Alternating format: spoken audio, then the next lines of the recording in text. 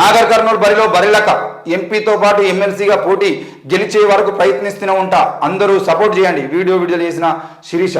మొత్తానికైతే మొన్నటి అసెంబ్లీ ఎన్నికల్లో బర్రెలక అలియాస్ శిరీష మరి ఎంత ప్రచారాన్ని పొందిందో, సోషల్ మీడియా ప్రచారం వరకే పరిమితమైనటువంటి ఆ శిరీష అనే అమ్మాయి మొత్తానికైతే తెలంగాణ రాష్ట్రంలో ఒక గొప్ప గుర్తింపులు సాధించింది. మరి నిరుద్యోగులుగా ఉన్నటువంటి ఆ అమ్మాయి నేడు మళ్ళీ నాగర్ కర్నూలు బరిలో ఉంటా అని చెప్పేసి అయితే చెప్తా ఉంది.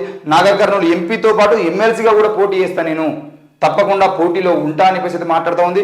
ఇక మరి బర్రెలకు సంబంధించిన విషయంలో ఆనాడు సోషల్ మీడియా వాళ్ళు చేసినటువంటి ప్రయత్నం ఏదైతుందో ఆ అమ్మాయి తనను తాను ప్రచారం చేసుకునియకుండా, ఆ అమ్మాయి ప్రచారం చేస్తున్నప్పుడు గొప్ప గొప్ప మేధావులు, కంచాయిలే లాంటి మేధావులు కానీ, ఉస్మానియా యూనివర్సిటీ విద్యార్థి నాయకులు శరత్ కుమార్ నలిగంటి లాంటి వాళ్ళు కానీ చాలామంది విద్యార్థి నాయకులు మేధావులు ఆమె కలుద్దామని చెప్పేసి, బహుజన రాజకీయ సమితి నాయకులు కానీ చాలామంది ఆమెను కలుద్దామని చెప్పేసి వెళ్ళి అక్కడ వెళ్ళిన తర్వాత ఆ అమ్మాయికి వాళ్ళు ఎవరో తెలియకుండా ఆమె చుట్టూ ఒక ఇన్స్టిట్యూషన్ వాళ్ళు, ఒక సోషల్ మీడియా ఇన్ఛార్జీలు ఉండి వాళ్ళ యూట్యూబ్ ఛానళ్ళ కోసం, వాళ్ళ ప్రచారం కోసం ఆ అమ్మాయిని అత్యంత దారుణంగా, అసలు ఆ అమ్మాయి తన జీవితంలో తను ఉంటుందో లేదో కూడా అర్థం కాకుండా వాళ్ళ చేతుల్లోనే ఆమె జీవితాన్ని పెట్టేసి ఆ అమ్మాయి ప్రచారం చేసింది. మరి ఎవరు వస్తున్నారు, ఎవరు పోతున్నారు, వీళ్ళు ఎవరు, తెలంగాణ రాష్ట్రంలో వీళ్ళ స్థాయి ఏంది అని చెప్పేసి వాళ్ళకి ఏమాత్రం అవగాహన లేకుండా వాళ్ళు ఆమె చుట్టూ చేరి ఆమెకు కనీసం మద్దతుగా వచ్చినటువంటి నాయకులతో కూడా మాట్లాడే ప్రయత్నం చేయలేదు.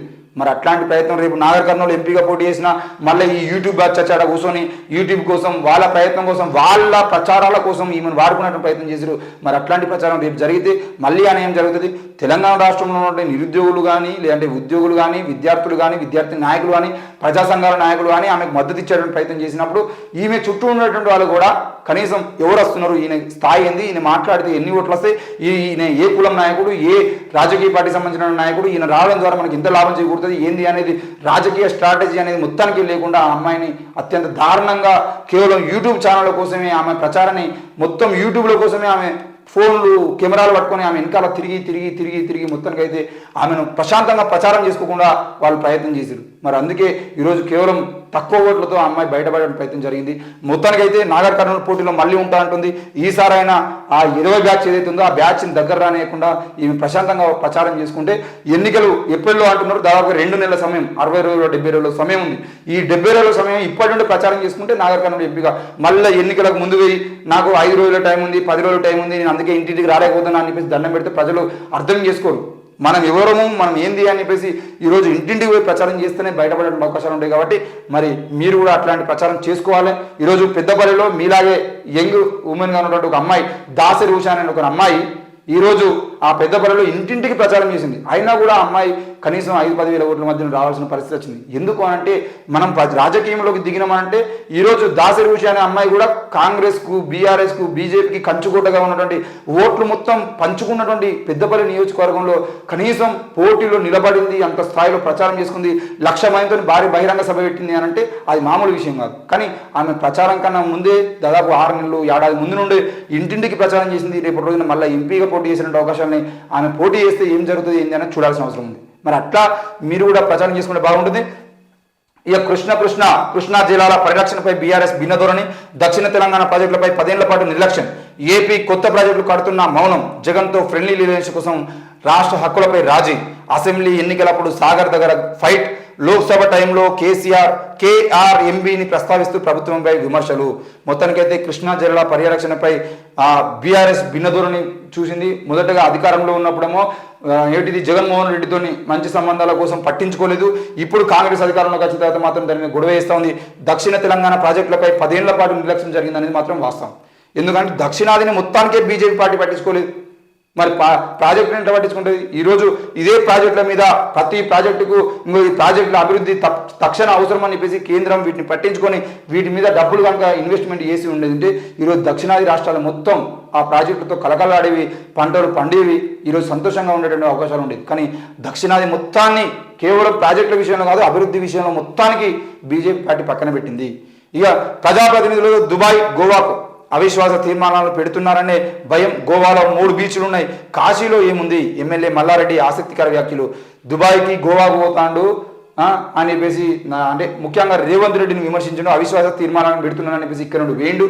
మరి గోవాలో 3 బీచ్లు ఉన్నాయి, గోవా పోకుండా కాశీకి ఎందుకు పోతాడు? కాశీకి పోడు కదా. మొత్తానికి అయితే గోవాలో దుబాయ్లో తిరిగితే మంచిగా ఉంటుంది, దుబాయ్కి అందుకే వేయండు, బీచ్లలో తిరగడానికి వేయండి అని చెప్పేసి అయితే ఆయన మాట్లాడుతున్నాడు. మరి మంత్రి మల్లారెడ్డి ఏ వ్యాఖ్యలు చేసినా, ఎవరు ఏం చేసినా రానున్న రోజుల్లో ప్రజలు కేవలం కేసీఆర్ మాట్లాడు, రేవంత్ రెడ్డి మాట్లాడు, కిషన్ రెడ్డి మాట్లాడు, బండి సంజయ్ మాట్లాడు అని చెప్పేసి వాళ్ళు మాట్లాడేటువంటి మాటల్ని నమ్మి ఓట్లేసేటువంటి పరిస్థితి లేదు. మీరు ఇచ్చేటువంటి 6,000 రూపాయలకు, 5,000 రూపాయలకు, 1,000 రూపాయల నోటుకో, 2,000 రూపాయల నోటుకో ఓటేసేటువంటి అవకాశాలు లేవు.